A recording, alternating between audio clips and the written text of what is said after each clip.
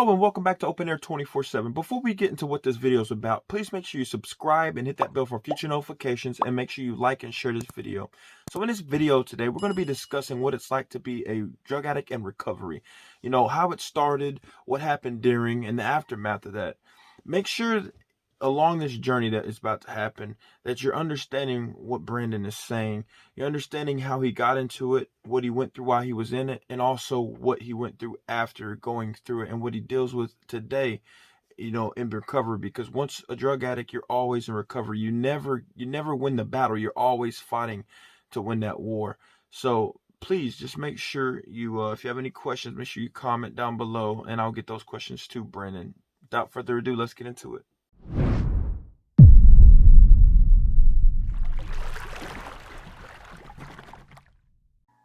Brandon, how's it going?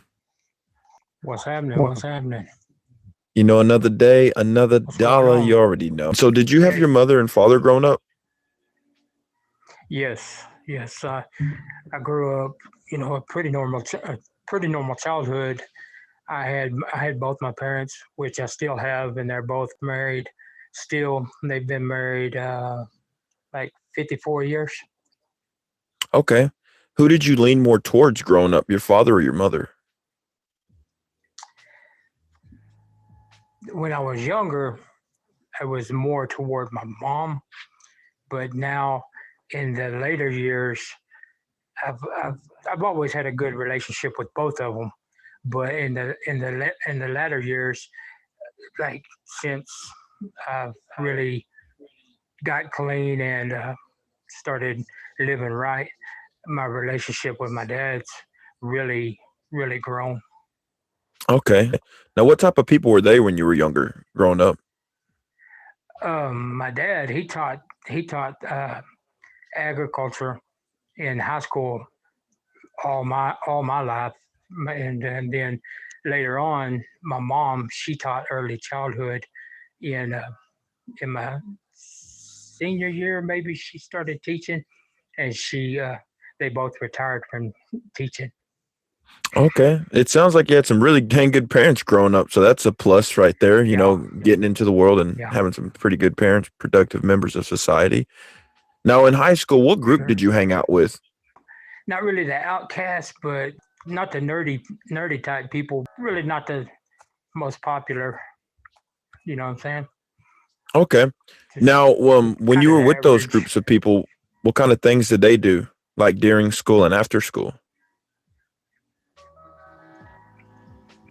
They were all pretty much, good students, and they attended school and stuff.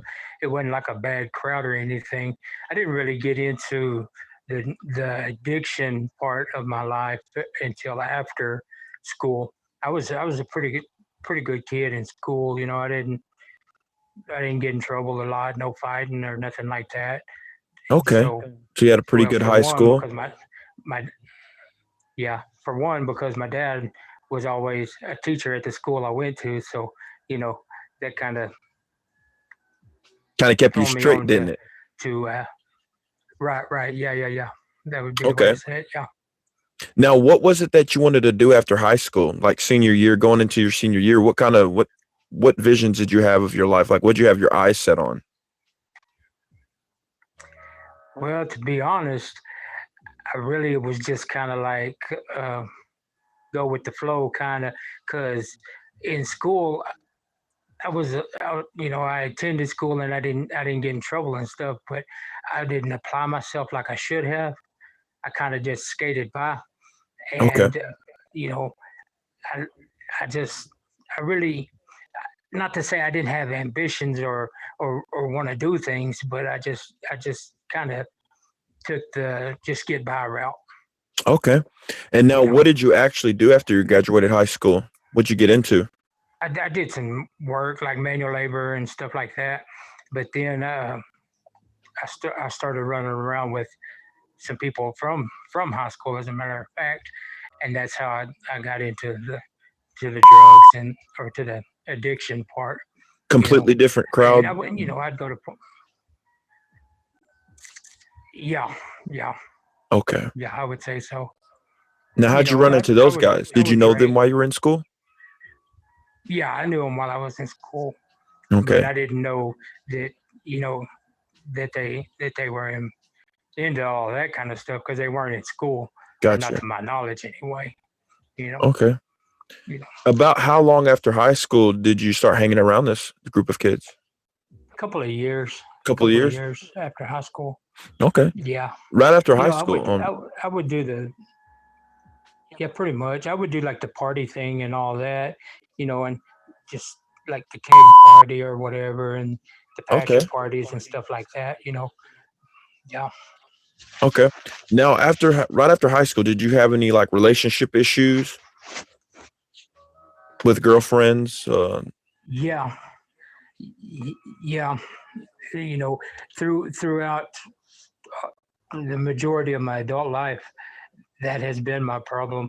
You know, I've had relationship problems, but it was due to my selfishness and my lack of caring, I guess to say, because of my addictions. Because I would get clean, you know, in spurts, but I would never stay clean because I w- I wasn't applying the tools that I had necessary to stay clean, Okay. and so Now, before leading up it to the caused drugs, were you having any type of relationship issues before that? your normal relationship issues. Just just your normal things, not Okay. anything Everybody, major. welcome. This is Brandon. We're doing a podcast, Bedtime Stories with E&J on Open Air What's up, beauty? 24/7. And he is a recovering drug addict, Hey, clean as a poison. whistle today. So we're just getting into some questions. Thank y'all for joining. So did you have any leading up before the addiction problems? Did you have any financial issues? Not Okay. before, no, because like I said, I would work or whatever. I had no problem working. It was just keeping a job due to because I would get paid and I would start using, and then you know, next thing you know, you're strung out and you're not going to work, you're not showing up, so you can't hold a job like that. Gotcha. Gotcha. Okay. Now, when you first learned about the drugs from the kids that you went to high school with, that you later developed a relationship with outside of school, and you found out about drugs, they're the ones that initially taught you about drugs, right? Yes, Okay. yes. What were your thoughts I like can. when you I first will. kind of got introduced to drugs? Well, at first it started out as fun, and um, I found myself in a place of acceptance, or so I thought at the time. But it was fun, and it was, you know, I guess to say cool. I was accepted, and I fit in, and I wasn't judged by, you know, and I wasn't judged at the time. Okay, so one of the big things that I'm picking up is you partake in that group of people and you partake in the drugs to kind of feel accepted, to kind of be part of something, to kind of not like just go through life without any connections. Okay, that's a that's a Right, really right. that's a really good reason. Now, say when you first tried drugs for the first time, what were you going after besides the whole feeling connected with a group and feeling accepted? What else were you seeking out at that exact time when you started partaking? At that time, I don't really, I can't really recall because I was just there with with those guys, and so I don't really know. I'm sure there were some underlying issues going on or whatever, but at that time I wasn't aware of the issues going on. Does that make sense? Okay. Yeah, so you really didn't have any like, I'm feeling depressed or I have anxiety. Let me Right, try these. It right, was kind of just they were doing it. It was a group of people. You felt right. accepted. You partake. Yeah, that would What be kind the of word. candies did you try? Uh, Coke. Coke was my Okay. first, my first real experience, and I had smoked before and all that, but the first hard experience I had was with coke. Okay. Okay. And that right there was that euphoric feeling that you were explaining. Yes. Kind of felt like out of the body, kind of felt like loose and livid a little bit. Okay. Yeah. Just yeah. Now, so the euphoria feeling that you were getting, but you weren't doing the candies for that, your euphoric feeling. You were doing it to fit in. About how long after you were partaking in that did the effect start wearing off, where you had to do more, or it just wasn't affecting you at all? You were just kind of doing it out of habit. I would say it probably progressed over a year. It probably took about a year, maybe 6 months to really progress. Okay. So you got out of high school, and then 2 years later, you started hanging with the group of people and then started partaking in the candies. And then about a year after that, the candies started losing their effect, and you kind of just started doing it out of habit. Now, were Yeah, those friends still around, peer pressuring you, or did you kind of branch off from those and did your own thing? well, they were still around. I wouldn't say it was just peer pressure, but Yeah. it was a choice. It was just it all boiled down to the choices that I made. I chose Okay. to do that, so it wasn't like they were like, "Come on, man, you got to do this." You know what I'm saying? It Yeah. wasn't that type. It wasn't that type of deal. It was just Yeah. bottom line. Bottom line with addiction is that it doesn't matter what the situation is. Situations play a part, but the bottom Hmm. line of the whole thing is you make that choice. You Ultimately. can get clean for 5 years and then you relapse. Well, people say, "Well, I relapsed because my ex girlfriend or my wife or my dog or whatever." But the bottom line of the whole thing is you relapse because you make that choice. Everything's a choice, just like you said. You gotta want to change.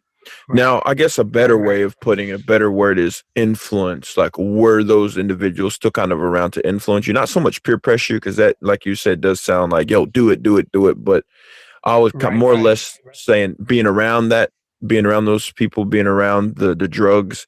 Were they still around about that year to 6 months? Yeah. Kind of. Yeah. Okay. Yeah. Gotcha. For sure. Gotcha. Why do you think you continued using after you felt accepted by the group? Because it was I was addicted because like some people that I've been around can do it and leave it alone.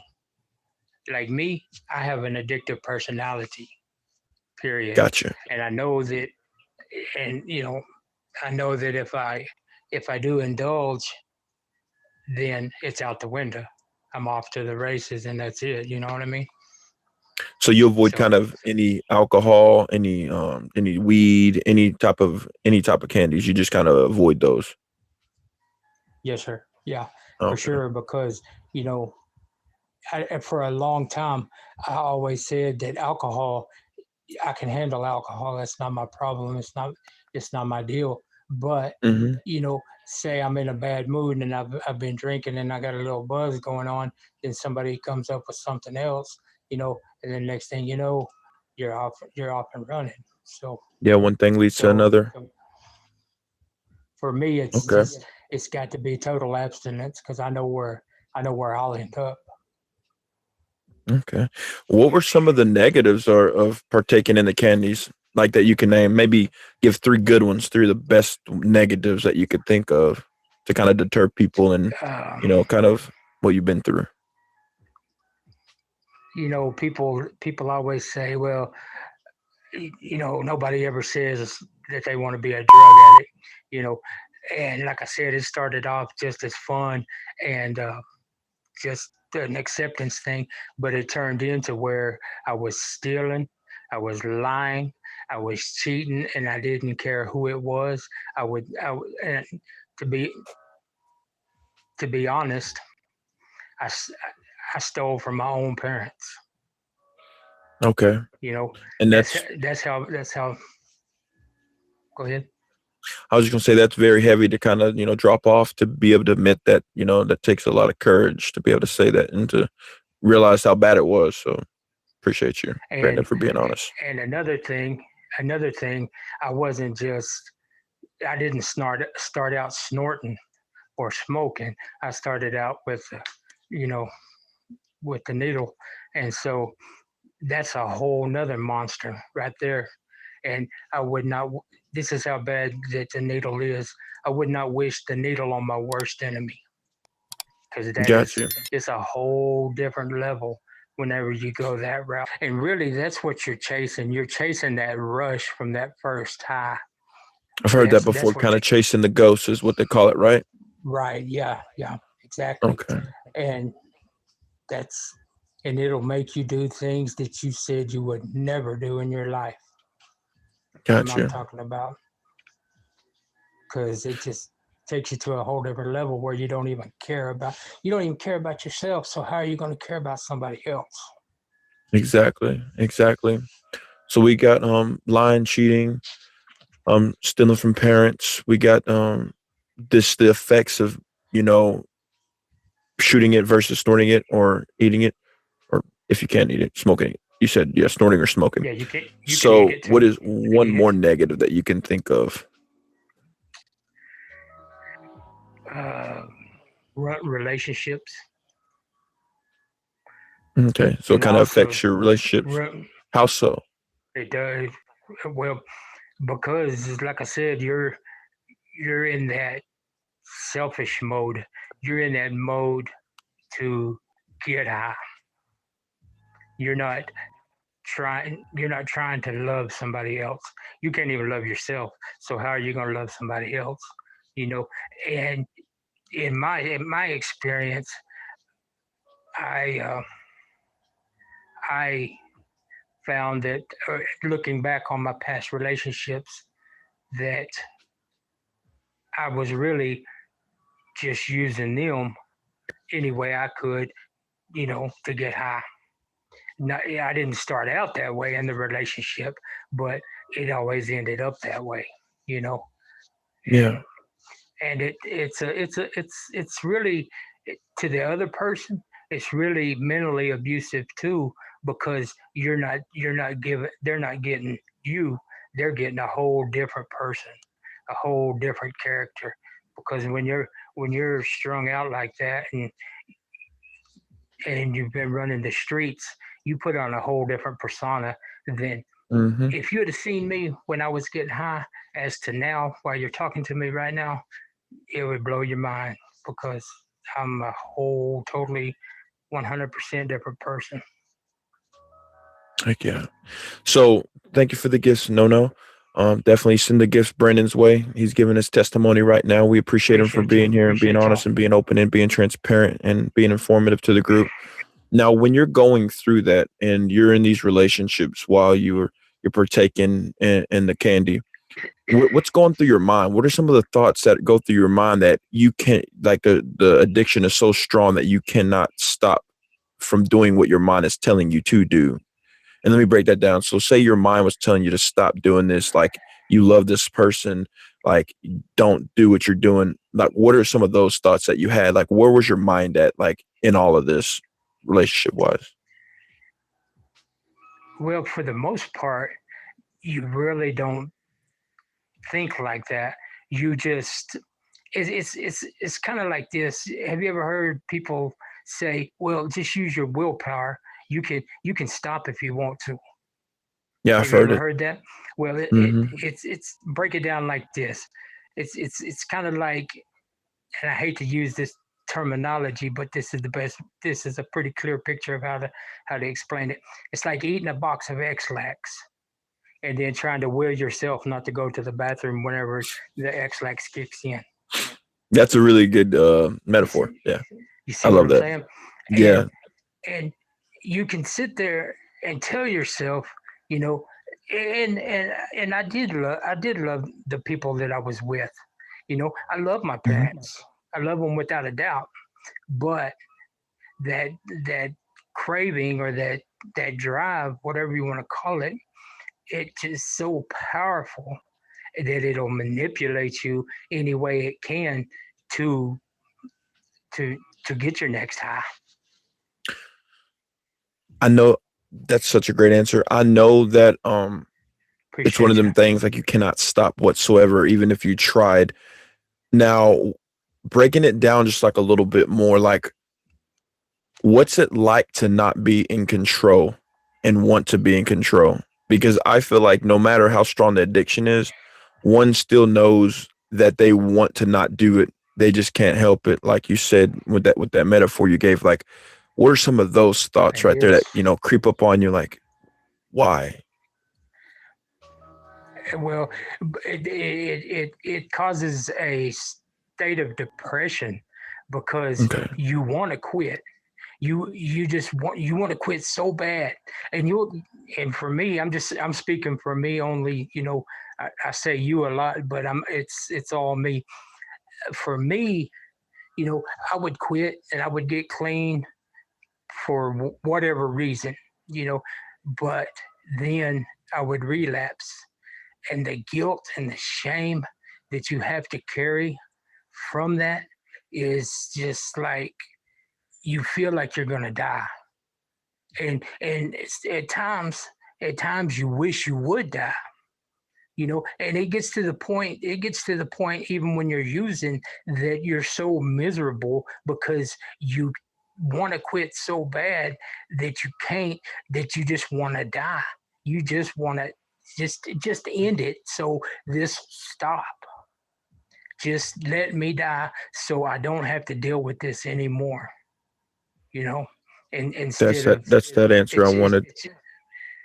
it's that traumatic of an experience. It's that deep. That's how Something that addicted starts you can out become.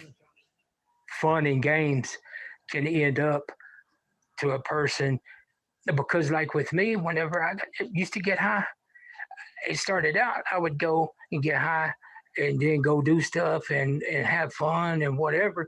But then it got to the point where I was locking myself up in the house, getting high, skitzing, and just freaking out all by myself with nobody home.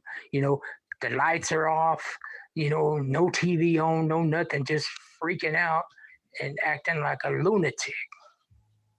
What was going through your mind then? Just what I did, just especially like after I would get clean and then I would relapse, just the guilt and the shame, not only of me relapsing, but of, man, I've let my parents down again. I'm on parole. I'm fixing to go back to prison. I don't even. I've let my friends down. I've just those kind of things. That guilt and shame just overwhelms you, and especially like the next day, like after you run out of stuff, and you're you're without, you're broke, and then you got to deal with that guilt and shame and all of that, and you can't even get high to get away from it, or you go out and you start stealing or something so you can get high to get away from that guilt and shame. Mm. We got a really good question down in the comments. Do you feel like addicts are selfish? Yes, very much. Now, a active addict is, and what I mean by that is, I'll always be an addict. I'll always be an addict. Now, the choice is up to me if I will be an active addict or a recovering addict. Recovery is not something that is a permanent cure. Well, let me rephrase that. It is a permanent cure if you do the things necessary to To maintain prevent? your recovery, Yeah. right? But I'm one choice away from going out there and dying, or if I'm lucky, going back to prison. You Got know, you. and I know my choices. My choices are that I can go out there and die, or I can go back out and lose everything that I have to this point, or I can go back out there and use and go back to prison and then die in prison. If you had to say Go ahead. one reason why you refuse to use again, would it be your life depends on it, or would it be you wouldn't want to go back to jail? My life depends on it. Okay, I like that. All of the addiction that you've been fighting. So we talked about it. You got out of basically you got out of high school, and about a couple of years later, you run into the group of kids that are were in high school doing drugs and basically skipping school. About 6 months a year after that, you kind of noticed the changes as far as the effects of the candies that you're partaking in. About how far after that were you continuing to use up into the point where you finally got clean and you were in recovery? But let me give you a brief breakdown here. I went to prison in '97 because of my drug use. Then I got out and I did all right for about 6 months, maybe a year, and I went back to Mhm. prison. And then this went on and off for about uh, the last 20 years. But December 15th of 2017, I went to prison for I got my third DWI, Okay. and they gave me 12 years on it. And while I was in prison this time, I uh, I was in contact with my mom and dad, and I asked my mom to find me some kind of like Bible Bible college studies that I could do through through the mail because they don't have internet or whatever in the prisons, and so I started doing this Bible correspondence course, and it's a college Bible school, and then I've received my associate's degree in ministry, and I'm working toward my master's degree in ministry with a Christian counselor certification. And the reason, and I'm not trying to say that like I'm better than anybody or that, No, of course not. but the reason I did these things is I made a life changing change in prison. The times before, I would get out and I would say, okay, I'm going to do this for my parents. I'm going to do this because parole wants me to do this. I'm going to do this, and I was just really basically just sitting in prison, wasting my time. I wasn't bettering myself, making these life changing changes that I needed to. I wasn't giving myself that foundation to stand on that I should have been like I did this time. So, Does that in your opinion, do you think that going away for those years kind of saved your life? this time, yes, yes, I do, because like I said, I got arrested December the 15th of 17, and I was at the point in my life where I wanted to die. I wanted to Okay. die. I was mad at God. I was mad at God for not letting me die. So whenever I got locked up, it took me a minute to really realize that it was an act of God and God had saved my life. You've heard the saying, or in recovery they say, you got to let go and let God, because God will do for you the things that you're not willing to do for yourself. Hmm. And I came to that realization about I stayed in county about a year, and I came to that realization about 6 months in that God had done for me what I wouldn't do for myself, and that is he he. I'm not saying he got me arrested. My actions got me arrested, of course, but Hmm. I I I believe wholeheartedly that God saved my life by causing me or allowing me to be arrested. Gotcha. So we're going to take a little brief intermission for these 20 seconds to give a shout out to my sponsor. That's not my sponsor yet. It's Alani Energy. For the days that you're feeling down, that you have no energy, go grab you one of these Alani Energies from your local Walmart, Food Line, Food City, convenience store. They'll boost you up and get you nice and hyped, just where you want to be. 10 calories per can and really healthy ingredients. So go get you. They have all kinds of flavor. This is mimosa. What are some things that you lost? due to the addiction, besides, family and relationships and things like that? Jobs, good jobs. Jobs. Um, I was, yeah, the jobs. Let's see what else. Let's say, health. I've lost. I guess. Yeah, I would say health. I have health issues due to my addiction now. Um, Okay, you want to and elaborate on them health conditions? um, in 2017, uh, May. Well, I got out in February of 17, and I got a job and I was working, and I got sick. I thought I just had like bronchitis or something. So I go to the hospital, emergency room, and they did an EKG on me and took blood, and then they did a heart catheter on me. Not a catheter, but a monitor, like an echogram. And Mm-hmm. so the doctor comes in there, the surgeon, a cardiologist comes in and says, "Hey, you know, from the results of your EKG and your blood work, I'm going to schedule you an angiogram. That's where they go through your artery and look at your heart." Well, anyway, long story short, they did all that and they found my main artery was 90% blocked and Mm-hmm. my heart function was like 25%. Mm-hmm. And so anyway, I got out of the hospital and I couldn't work. So I was just like, and I was around some people that were using. And so I started using again.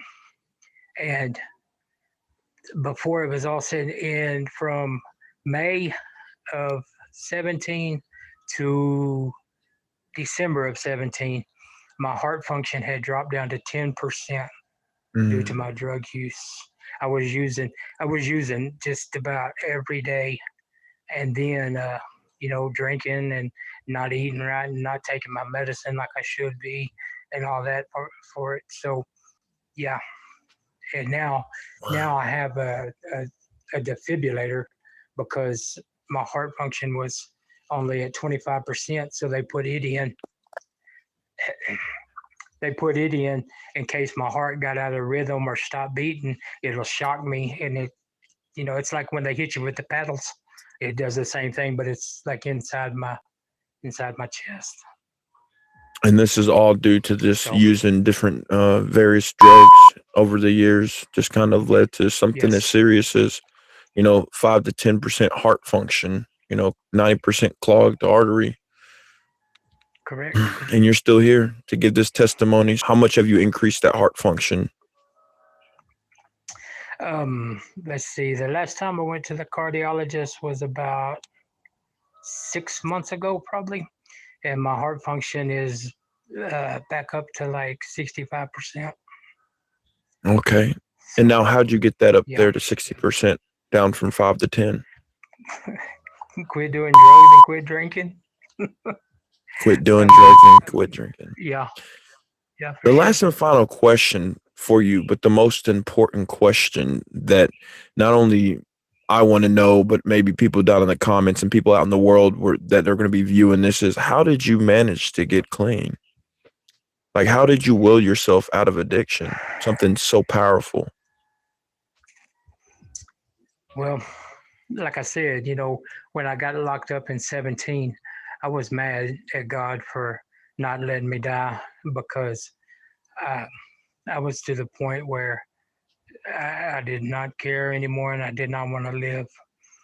And so being locked up, like I said, it took me about 6 months to really get my head right because to get all the chemicals out of me and to get my head clear. And then about then, so I got involved in this Bible college, and I really started leaning on God. I really just put my faith in God, and I keep in mind today. I play the tape all the way out. I don't just think about the good times that I had while I was partying or doing the candies. I think about the consequences. I think about all the messed up times that I did and that I had. And I think about all the people that it affected. It didn't just affect me, it affected me, my immediate family, and then tons of other people that I didn't even know about. So Okay. I guess to say how I overcame it is, for one, I don't want to die in addiction. I don't want to die. I don't want to die high, and I don't want to. I just don't want to do that. I don't want to die in prison. I don't want to live that prison life anymore. I want to be a functioning citizen of society. I want to get involved in recovery, some kind of recovery format, so I can help others, so I can lessen their load and they don't have to go down the road I went down. And just the Beautiful, bottom line beautiful. And is, God, I don't want to die high, and I don't want to go back to prison.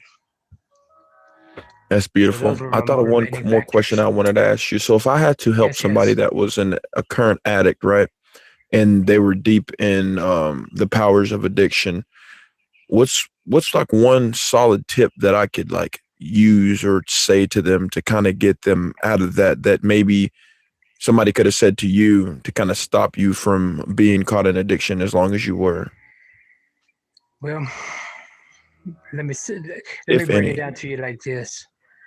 Addiction is like this. You can go to the most expensive rehabs 5,000 times. You can your loved one can sit there right in front of your face and cry their heart out to you and beg you to stop. And you know, all of that's, it plays a part, but the bottom line is that person is not going to quit doing what they're doing until they're ready. Until they're ready. Until, So there's really no good yeah, tips. the best thing I could do is, I could say to you is, just be there for that person, but don't enable that person, but just let them know you're there if they want the help or they need to talk. And the number one thing I can say is pray, pray, pray.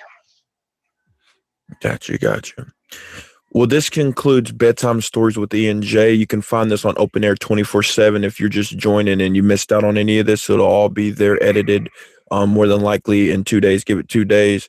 I want y'all to give Brendan a big thank you, a big shout out for giving us testimony, for coming here and being transparent with us. I really do appreciate you being here and, talking about what it's like, the life of Sure. addiction and how you fought it, how it began, how you overcome it. And I'm excited for your journey because, like you said, Thank you. Thank you. recovery isn't, something that's one and done. It's something that you fight through every single day to not go back and fall off the wagon. So, I'm here for you if you ever need to talk, if you ever get down, you ever get lonely, you ever need somebody to talk to, myself, and a lot of other people that come to my life are here for you, always.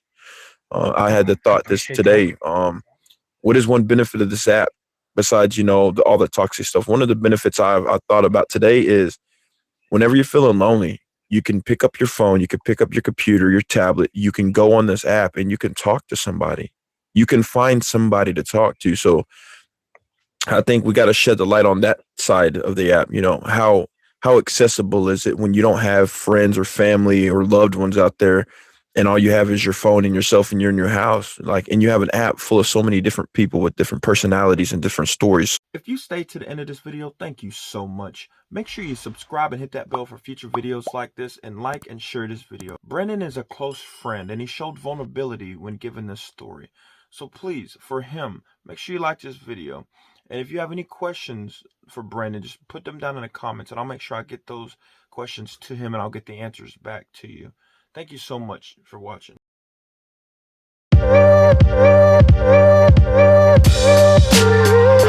you.